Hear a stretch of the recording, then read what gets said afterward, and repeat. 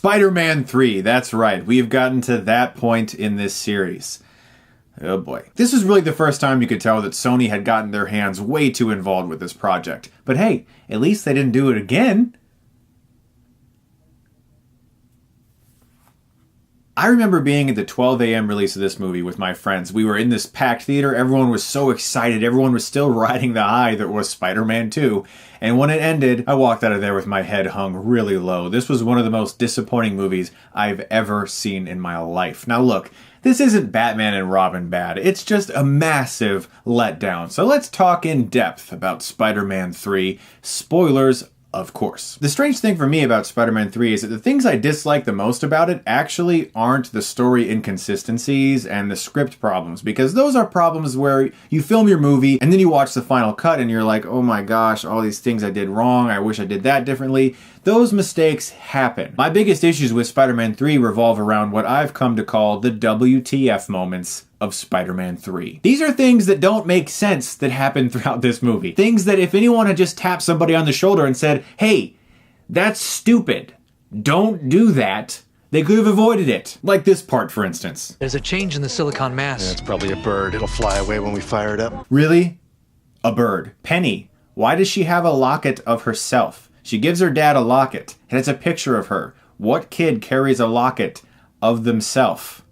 Makes no sense. Then there's this guy. I call him the shovel cop. These two cops are chasing Flint Marko, an escaped convict. They chase him into this truck, this pit of sand. He raises this shovel above his head like he's about to decapitate this escaped convict, or at least impale him with the shovel. What? When Peter gets his black suit, he's just like, this is something else. He never once questions it. He just accepts it. It's really cool, I guess. Peter's hair color also changes throughout the movie. It goes from being dyed black to back to brown. Again, with no explanation. I guess the symbiote changes his hair color and also gives him beautiful full eyelashes. And then they actually do this cliche. I mean, the entirety of the Spider-Man films up to this point were fairly serious. Harry can't just vaporize at a coffee shop. And of course, this entire scene, this is without a doubt the low point of the entire Spider-Man trilogy. Harry's butler randomly showing up and going, hey, your father died by his own hand, Harry. I cleaned his wounds. It's so dumb. Why did he wait so long to tell him this? It's such terrible storytelling. While they were filming this scene, they should have known it was a bad omen when the actor couldn't get his line correct. The blade that pierced his body came from his gilder. Okay, his glider, that's right, glider. The blade that pierced his body came from his trailer. Those are my WTF moments with Spider-Man 3. Things that just don't make any sense. Things that could have been avoided if someone just said, hey, that's really dumb. Don't do that. Let's talk about the major issues with this movie. It's the script. It just can't balance how many characters and subplots are being introduced into this film. In fact, one of the mini screenwriters had originally wanted to turn this into 2 parts, because there's just so much going on. Peter Parker, Harry Osborn, and Mary Jane are once again in the middle of a love triangle drama. Harry is the new Goblin all of a sudden, but then he loses his memory and instantaneously becomes a less compelling character. There's drama going on with MJ's play that she's in. She gets terrible reviews from critics and she gets fired. Sandman has a daughter who's sick and he's trying to figure out how to provide for her. The symbiote shows up on a meteorite and turns Spider-Man into Black Suit Spider-Man. And if there wasn't already enough characters, Gwen Stacy gets thrown into the mix for a second love triangle. And even still, another character, Eddie Brock, gets thrown into this blender, and he eventually turns into Venom for like 5 seconds, because the studio clearly wanted Venom in this movie, and Raimi was like,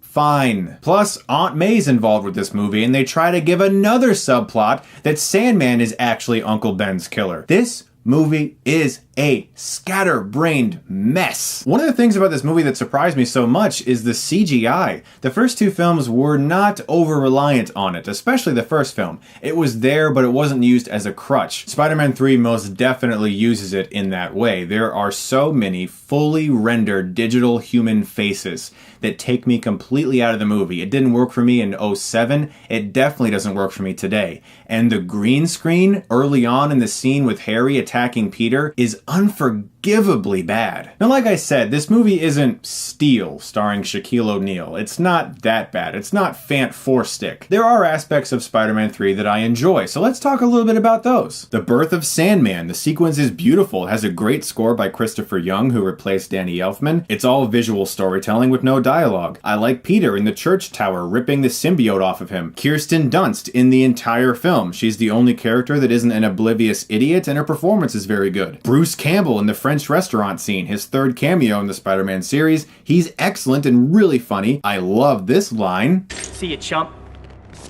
I like Black Suit Spider-Man versus Sandman in the subway, and I like the bare-knuckle fight between Harry and Peter. Oh, look at little Goblin Jr. You wanna cry? And my favorite part in the entire film is Harry and Peter finally teaming up together at the end. It's really inspirational, it's awesome, it's good to see their friendship back, and it was sort of like your first little hint of what the Avengers could maybe be like, seeing superheroes team up. So look, when I rewatched this movie, I really thought about it, and I took some notes, and I came to a realization. I think I figured out how to fix Spider-Man 3. I thought up a whole new plot.